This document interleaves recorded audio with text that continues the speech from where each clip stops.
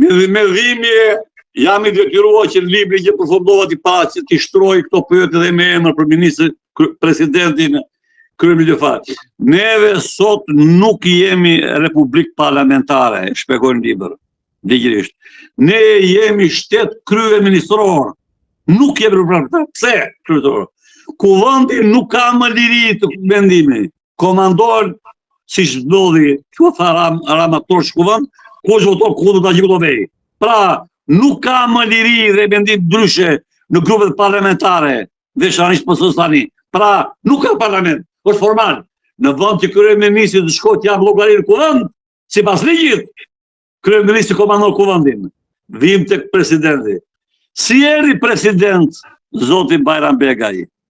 Në cilin vend të botës ka ndodhur djalë lezoni. Po ndoshta ata e morën se duke menduar që është ushtarak edhe mos ndoshta është si Mojsiu, këtë autoritet. Vazhdojmë.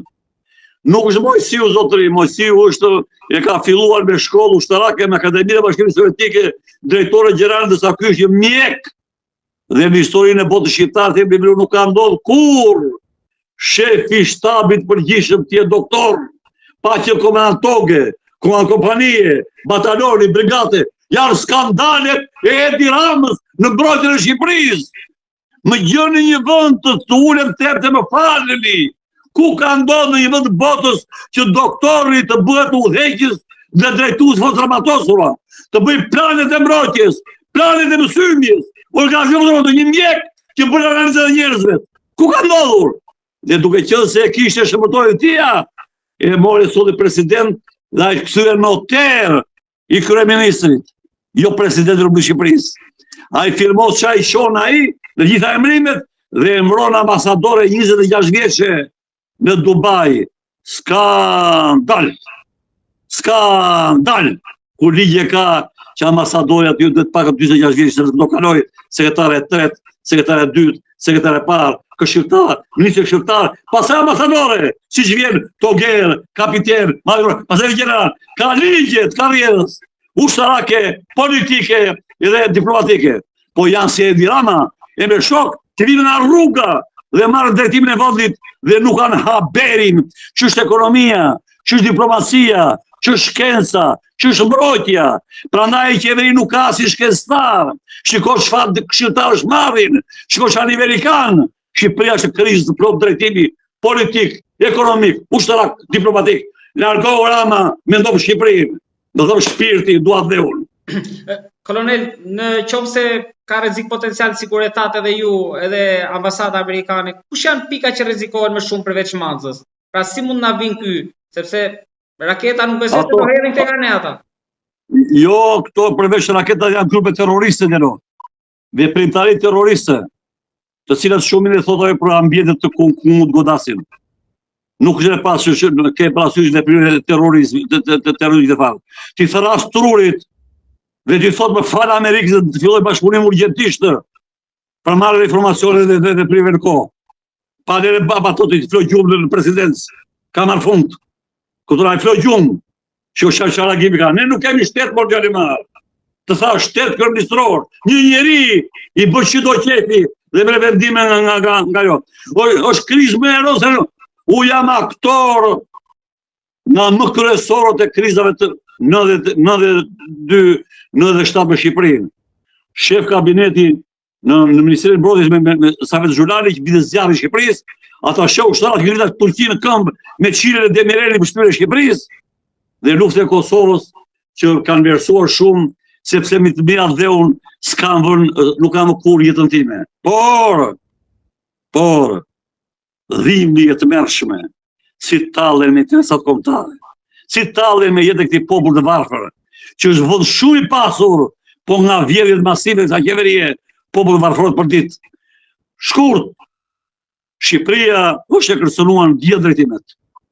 Politikisht dihet ka përfunduar, diplomatikisht shkatruar, tani është siguria e jetës së njerëzve në veprimtarive do bëj shtetet kërcënuese, si kemi krijuar të fajt tona.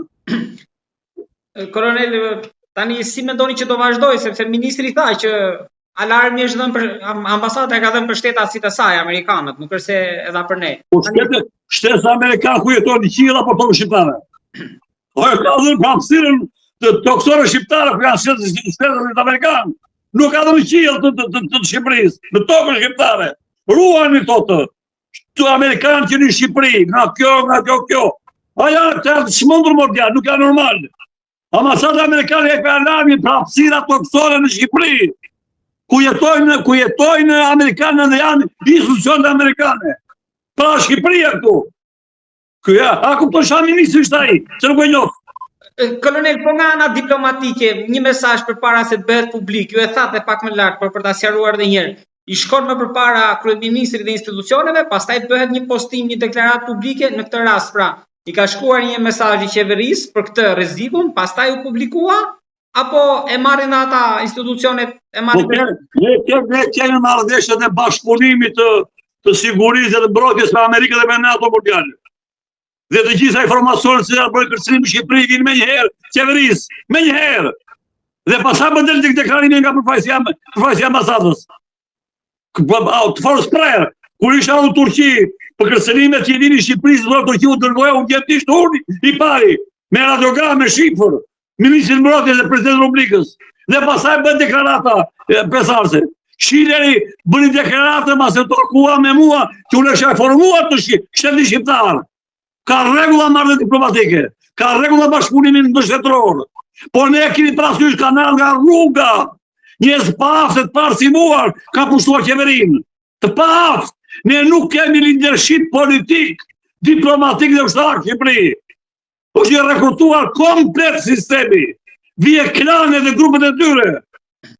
Pse nuk ka për Edi Rama takime neve që kam dërguar unë? Çfarë ka?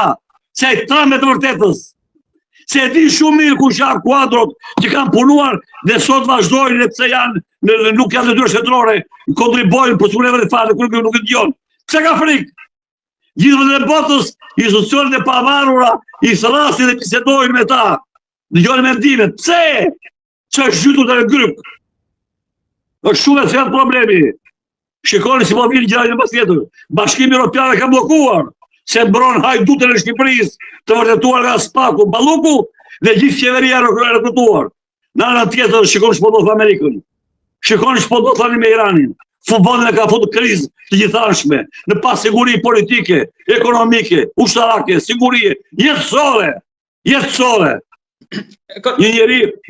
Një njeri sa më shumë lexon, sa më shumë studion, po ka bagazhin e kaluar, i parashikon që kur fillon era në Londër, ta ndje po vjen era në Shqipëri.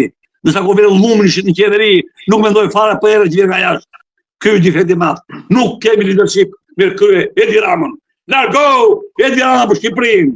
Mendo pra dhe unë se pasardhësit tanë do shkruaj historinë, siç po bëjë Kribrun dhe do ngret emri zi në historinë e Shqipërisë. Siç i ngret Berishës. Berisha, Rama Berisha kanë 92, 2006 po trodhisin Shqipërinë. Shqipëria është kërcënim ekzistence. 2.1 milion banor kanë ikur, 700.000 pensionistë as me vete. Kuptoni, 95% e pasurisë kombëtare ka 3.5% e leadershipit në krye popullin me rrugëve. Rrugët po shkatërrohen, gjithçka po shkatërrohen, pa i dashur gazetar. Kjo që po thot ambasada amerikane është pjesë e një momenti, po është koka një krizë e përgjithshme që krijuar detyrim me shtetin shqiptar. Është krizë e përgjithshme e vendit. Shikoni çfarë alarmi. Arben Maraj profesor, po ka reagon me vonet, po reagon siç duhet. Unë kam reaguar me kohë. Suleman Çekaj Tomçini me kohë. Suleman Abazi profesor me kohë. Mos ti themi mos zotëri. Nuk dëgjon. Kush e komandon? Pik. Jam zbuluz zotëri. Nuk më ka rekrutuar do ta gjeturat e huaja. 9 vjet ja shën mua. 9 vjet. Kush e komandon ato? Çfarë do ish kryetari i Shqiput Rumanisë të vi këshilltari Drama? Çfarë do? Ku janë bitë në Shqipëri që shkëlqyer? Se nuk i thret. Pra problemet janë madhore, këtu e them Kamanilu. Janë shumë madhore. Të cilat do shkruhen se kohë do vi koha. Ashtu siç ne shkruajmë historinë e kohës kaluar, Ashtu do shkruan e pasardhësit tanë, historinë tonë, thot Kiziri. Kuptona, po ta nuk lexojnë mor djalë ma, janë out. Janë out, lumi, që ka, prandaj Bedri Islami, një gazetar shkruaj thot, lumi politik, lumi mediatik dhe lumi oligarkik ka pushtuar Shqipërinë. I kjo 3 lume të bashkë, Bedri Islami batuar të gazetat dita. Pra intelektuale vërtet, flasin pak dhe sakt, dhe unë nuk flas për ditë. Nuk flas për ditë, flas për vetë gazetat. Ama nuk mund të flam të qetë sepse gjithë jeta jonë që atë dhe u babajt, ai që u do dhe u babajt është tradhtar i kombit.